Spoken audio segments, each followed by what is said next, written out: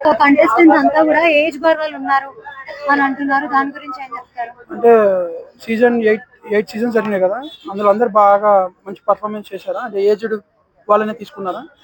Village వాళ్ళని తీసుకున్నారు కదా, బిలో 30 ఇయర్స్ వాళ్ళని. అంటే అంటే వాళ్ళ టీఆర్పీ పెరగడానికి లవ్ ట్రాక్లు మెయిన్లీ ఈ సీజన్ చూడండి, ఒక 4 అయినా 5 అయినా లవ్ ట్రాక్ నడుస్తాయి ఈ సీజన్. ఎవరెవరు నడుపుతారు? మనకు తెలియదండి, అక్కడ ఎలా కంటెంట్ వాళ్ళు ఇస్తే దాన్ని బట్టి నడుపుతారు. నా ఫేవరెటా మాస్క్ మ్యాన్.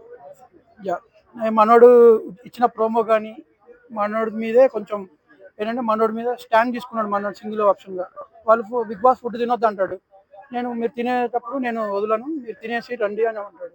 దానికి బిగ్ బాస్ అరుస్తాడు. బయటకు వచ్చిన తర్వాత కూడా నేను అన్నానని అంటాడు. ఉంటాడు. కౌశల్ ఉండాలా? కౌశల్ ఉండలేదా? కౌశల్ లాగానే ఉంటాడు. అంటే ఏమో అండి, ఇంకా ఒక రోజేగా వచ్చింది. తను అంటే ఇక అసలు ఒక్క ప్రోమోలో 2 ప్రోమోలు వచ్చినాయి. మనం ఇంకా ఏం చూడాల, చాలా ఉంది ఇంకా. ఎవరు? శ్రేష్ఠ. ఇప్పుడు తన పర్ఫార్మెన్స్ ఎలా చేస్తుందో అందరు వెయిటింగ్. అంటే తన పర్ఫార్మెన్స్ తో జానీ బోల్డ్ అయిపోయాడు. ఇంకా ఏంటో మరి చూద్దాం. కామన్ మ్యాన్ లో డీమన్ పవన్ ఉన్నారు కదా, ఆయన అసలు నాట్ వర్త్. ఆయన ప్లేస్ లో నాగాన్ పంపించుంటే బాగుండేది అంటే రికమెండేషన్ క్యాండిడేట్ ఏమో, అందుకే తీసుకున్నారు. అంటే ఆయనకు పర్ఫార్మెన్స్ ఏం లేదా? లేదు, మీకు తెలుస్తుంది కదా అక్కడ.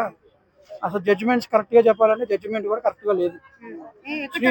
శ్రీముఖి కామనర్స్ అని చెప్పి అండింది. లాస్ట్ లో ఒక ప్రోమో ఇచ్చారు, నేను కామనరే, దిగుమాధవి కామనరే, నవదీప్ కామనరే, ఇంకొక పర్సన్ కూడా కామనరే. మరి కామనర్స్ అన్నప్పుడు నువ్వు ఎలా సపోర్ట్ చేయాలి? వాళ్ళకి ఎవరైనా తెలిసి చేస్తారా? తెలియదు కదా. తెలియనప్పుడు చెప్పాలి, ఇలా చేయాలి అలా చేయాలి. నువ్వు వాళ్ళ మీదే అరిచేసావు, చాలా ప్రోమోస్ కూడా వచ్చాయి బయట.